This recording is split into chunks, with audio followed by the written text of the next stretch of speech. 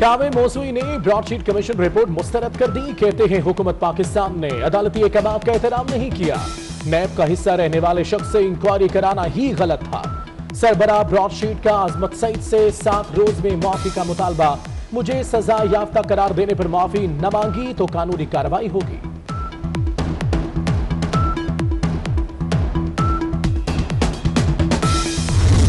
आपस में लड़ने के बजाय हुकूमत को निशाना बनाएं। गलत बयानबाजी ऑपोजिशन के फायदे में नहीं। बिलावल भुट्टो का ऑपोजिशन को मशवरा। बोले हर मौके पर आर या पार की सियासत नहीं करनी चाहिए। पीपल्स पार्टी से हसद करने के बजाय तहम्मुल से चले। पीपल्स पार्टी का कल होने वाला ईसीसी इजलास मुलतवी।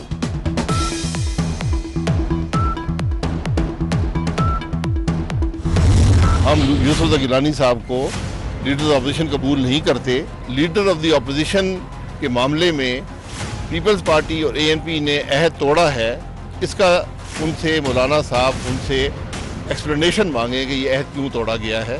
क्या अगर उसमें पीपल्स पार्टी शामिल होती है तो उसका एक अलहदा रंग होगा, क्योंकि फिर सारी ऑपोजिशन है। अगर वो शामिल नहीं होना चाहते तो फिर उसका अलहदा रंग। फिर भी आप लोग आएंगे? जी बिल्कुल आएंगे।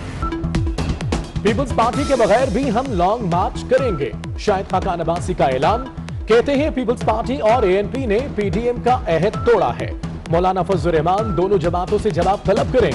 यूसुफ रजा गिलानी को सेनेट में ऑपोजिशन लीडर नहीं मानते। कराची में गर्मी का जोर। दर्जा हरारत 44 डिग्री को छू गया। क़याम पाकिस्तान के बाद पहली बार पारा 44 सेंटीग्रेड तक पहुंचा। दिन भर की गर्मी के बाद समुद्री हवाएं चलना शुरू हो गई। गर्मी से बचने के लिए शहरियों के साहिल पर डेरे।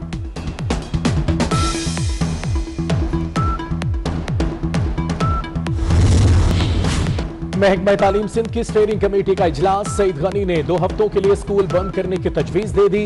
कमेटी के कुछ अराकीन की तालीमी इदारे बंद करने की मुखालिफत। पहले अवामी मकामात, पार्क और सिनेमा बंद कराएं, स्कूल मालिकान की राय।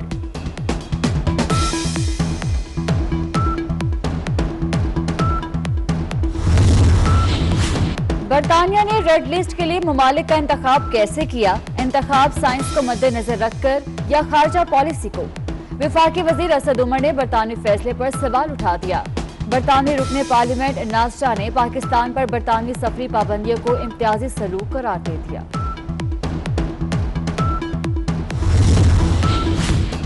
बरतानिया से आए पाकिस्तानी परेशान। बीआईए का इंग्लैंड वापस जाने वालों के लिए इक़दाम।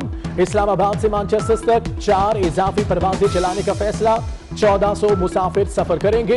बीआईए ने 9 और 11 अप्रैल की 2 तरफा शेड्यूल परवाजें मनसूख कर दी।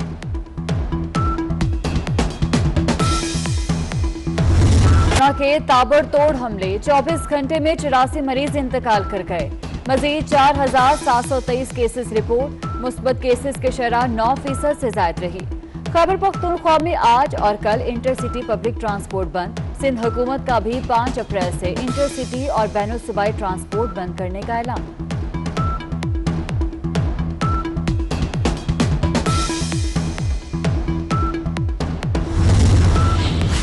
खैबर पख्तूनख्वा के वजीर कोरोना एसओपीज की खिलाफ वर्जी करने लगे। पेशावर में सूबाई वजीर शहराम खान धरकई एमपीएस और सेनेटर्स की मुशीर अब्दुल करीम के हुजरे में आमद। मास्क इस्तेमाल किया, न समाजी फासला रखा। मुंतखब नुमाइंदे गले भी मिलते रहे।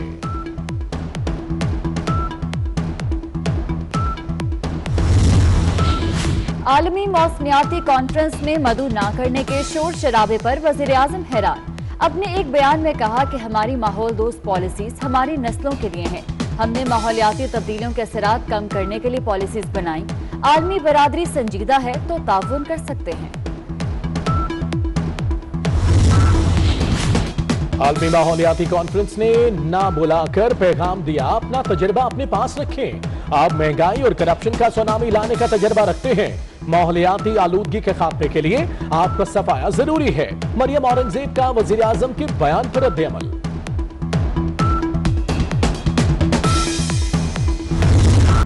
जहांगीर तरीन और अली तरीन की चीनी स्कैंडल में 10 अप्रैल तक अबूरी जमानत। जाली अकाउंट्स केस में 7 अप्रैल तक अबूरी जमानत मंजूर। जहांगीर तरीन फट पड़े, बोले मेरी शुगर मिल्स का मामला क्यों उछाला जा रहा है?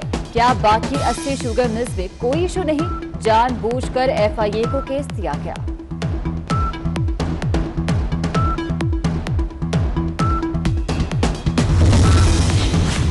पंजाब में चीनी 85 रुपए किलो बेचने का हुक्म हुआ, हवा में उड़ा दिया गया। किसी भी शहर में हुकूमती अहकामात पर अमल दरामद नहीं किया गया। लाहौर के शहरी चीनी 100 रुपए किलो खरीदने पर मजबूर।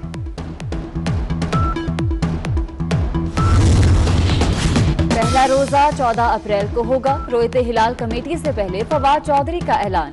कहते हैं इस्लामाबाद, लाहौर, पेशावर और कराची में चांद 13 अप्रैल को नजर आएगा। फवाद चौधरी ने पहले ट्वीट में गलती भी कर दी। 14 अप्रैल की जगह 14 रमजान को पहला रोजा बना दिया।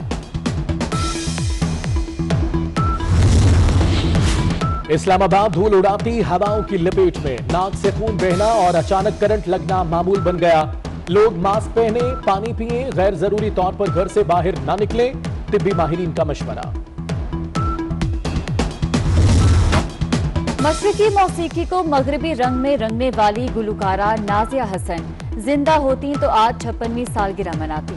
नाजिया हसन ने पॉप मौसीकी को मुतारिफ कराया। आप जैसा कोई मेरी जिंदगी में आए गाने ने शोहरत की बुलंदियों तक पहुंचाया। नाजिया हसन के गाए गीत आज भी मकबूल।